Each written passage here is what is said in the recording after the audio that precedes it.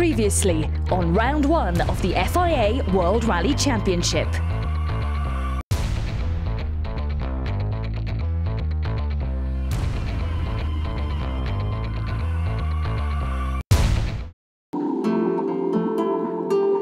It's now time for round two and a very different landscape. Welcome to Mexico.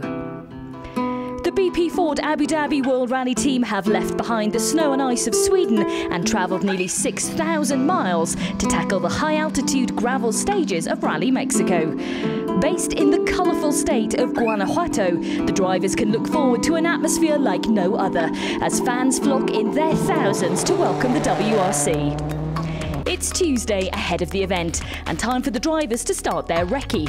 They each get 2 passes through every stage to fine-tune their pace notes in preparation for the event. But it's not just the drivers and co-drivers hard at work, it's a full team effort, and at the remote lunch stop we catch up with chef Mick Maunder. Today we've got pasta with tomato sauce, chicken and cream and rice, sweet chilli. So is it difficult to find a location to kind of set this up? Because, you know, you're cooking on the hoof here, aren't you? Yeah, sometimes we have someone who comes out maybe 2 days before and has a look, but otherwise we just kind of pull up and ask nicely, can we park in their forecourt? Do you think all this food will be disappeared then by the time the drivers are gone? It will, yes. We've got drivers, the wrecking mechanics, some management people. It will soon go. Thank you, Mick. Okay, I'll speak to you later. Owen, when we think of the recce, we think of the drivers and the co-drivers. We don't necessarily think of the mechanics being out and about. What is the mechanics' role during the recce? We're basically support for the drivers. If they have a problem with their car, they call us and we try and fix it, and if not, we can we carry some spares. We can try and change things over, or if then we have a spare car, you know, and we swap the car then. With the recce complete, it's time for the media to have their chance to chat to the drivers in the relaxed poolside setting of happy hour, this time with a Mexican twist, as the drivers are encouraged to hit a traditional piñata filled with sweets in the hope they might break it. Jari Matti was the first to give it a go. But I'm sure Jari Matti can do a bit better than that, but he was blindfolded, so you know, that's for sure a bit more difficult. So, down to business. What do the drivers think of Rally Mexico? Well, you come from -20 to +30, so it's 50 degrees difference. It's quite a big one if you think about it. But yes, it's nice to come to Mexico. It's a very compact rally. Stages are close to the service park. Service park is inside, and which is quite cool that it's not too warm. And generally, I've always enjoyed to drive here. We are driving the stages almost like 2.5 kilometers up from the sea level. So what it makes is that the air is thinner. So the air which the engine takes inside is thinner, so it doesn't produce so much power. Is it going to be difficult being first on the road here? Yeah, for sure you're going to lose a bit. Like you will have to clean the road a little bit, and it's such a hard surface here, and then just not much loose gravel on top, but just a little bit. That for sure I will be struggling a bit.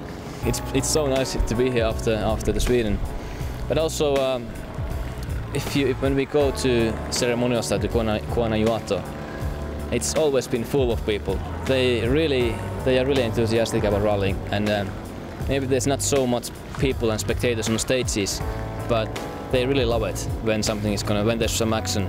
So it's really nice to see that they are really enjoying it, what they see. 100th rally for Mikko. He doesn't seem old enough to have done 100 rallies, or indeed look old enough, but he has. This could be a special one if he does get that win. Oh, he's definitely old enough. Look at the grey hairs that he's given me. No, I mean, you're right, he still looks very young, but he's done you wouldn't believe that he's done that many events. I think 80 of those have been in a Ford, so he's won 12 of them. So it's quite a good percentage ratio, and I'm sure that's going to even improve, because you know the way that he's tackling the events, the confidence that he's got at the moment, then I'm sure there's going to be many more victories this season. After happy hour, it was time to meet the Mexican fans at the local Ford dealership, and they were keen to greet the drivers.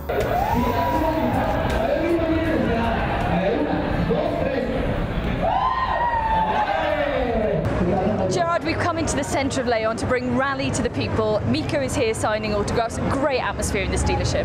Oh, it's fantastic. The atmosphere since we arrived here 2 days ago, it's just been unbelievable. And again, another great turnout at the dealership here. The way they've taken Mikko and Jari has been fantastic. Yeah, the response to WRC, first and foremost, has been great. The way they're advertising it and promoting it, it's just unbelievable.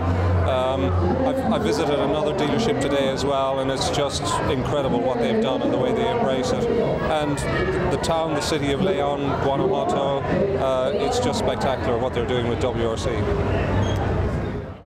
It had been a long day at the office for the whole team.